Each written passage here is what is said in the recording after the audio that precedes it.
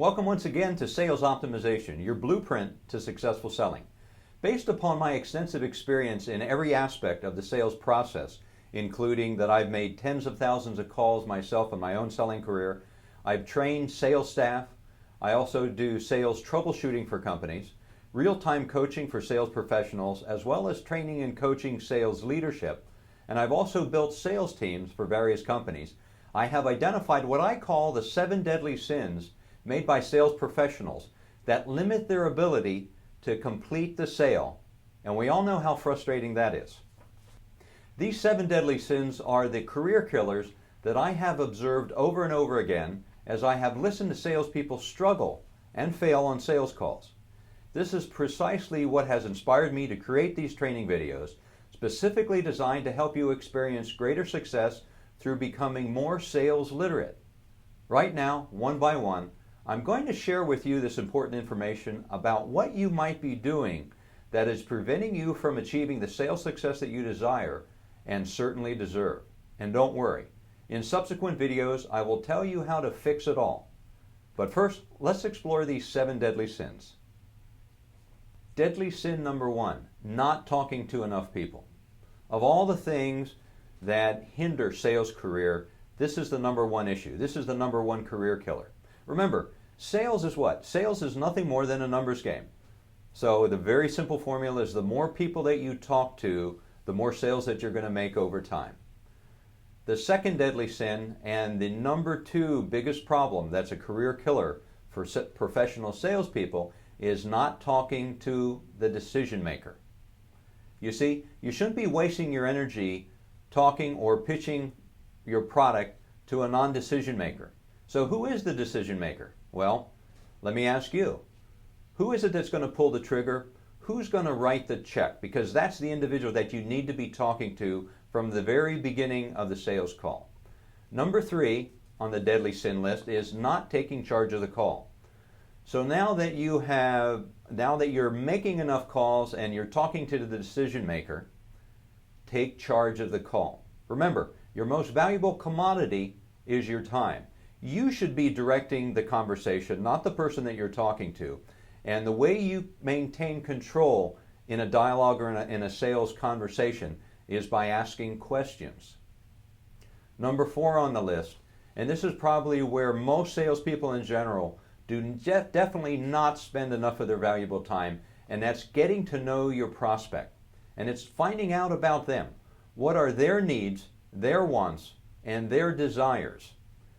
And even more importantly than that is the why behind the what they want. What is their true motivation? What is their real motivation that's driving their desire to talk to you about the product or the service that you're selling?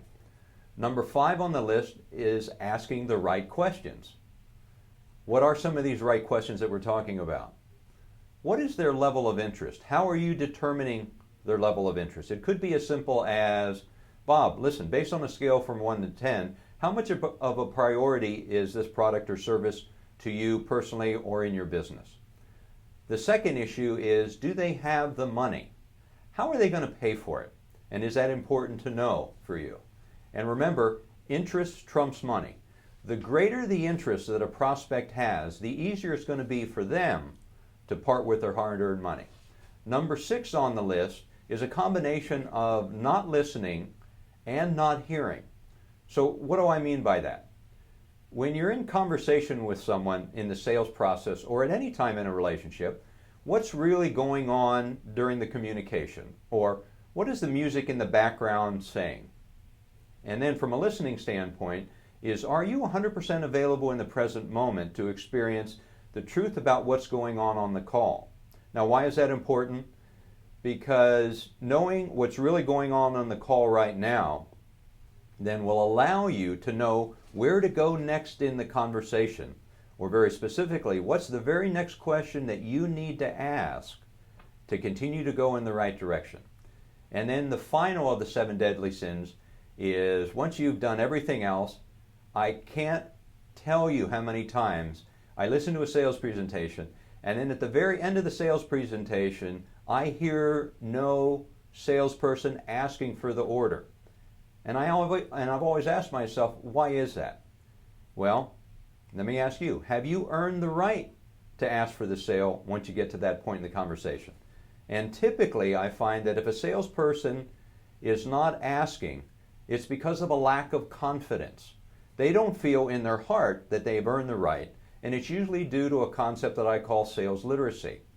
Are you sales literate? Now, what do I mean by sales literacy? Well, for example, if you want to get an advanced degree, an undergraduate degree, a master's degree, or a PhD from a higher level institution, it all begins in the early stages of you have to be able to read and write before you can advance your career. Well, it works the same way in sales. There are some very basic fundamentals as related to psychology and the mechanics of a proper sales process that allow you to set that foundation for being sales literate. Okay, so let's summarize. Number one, do you talk to enough people on a daily basis that's the foundation for ultimate sales success? Number two is, are you talking to the decision maker on every call? Are you finding out who that person is and making sure you get to them as soon as possible? Number three, once you have that decision maker on the phone, are you taking charge of the call, or are you the yo-yo on the end of their string of questions?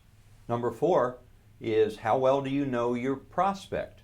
Do you know their needs, wants, and desires, as well as the why behind what it is that they want?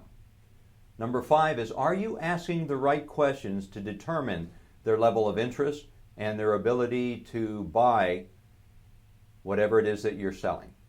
Number six is, are you listening to what they're saying, and are you hearing the music in the background so you know exactly what's really going on during every part of the conversation? And then finally, having done all the rest of these, are you asking for the order? Have you earned the right? So there you have it. This is how you can evaluate your own sales calls and client meetings. How many of these 7 deadly sins are you making each time you pick up the phone or you meet with a prospective client? Take some time, record yourself, have someone else listen. Get the feedback you need to see if you are losing sales by being guilty of committing one or more of these 7 career killers. In the next sales optimization video, I will show you how to avoid these 7 deadly sins utilizing a 5-phase selling process I created based upon the principles of high probability selling. This 5-phase sales process is specifically designed to help you optimize every call for the greatest possible sales outcome. Implement these simple 5 phases and you will get the results you want, and better yet, you'll experience more fun, more fulfillment, and make more money. I'm Steve Bazal. You've been listening to Sales Optimization.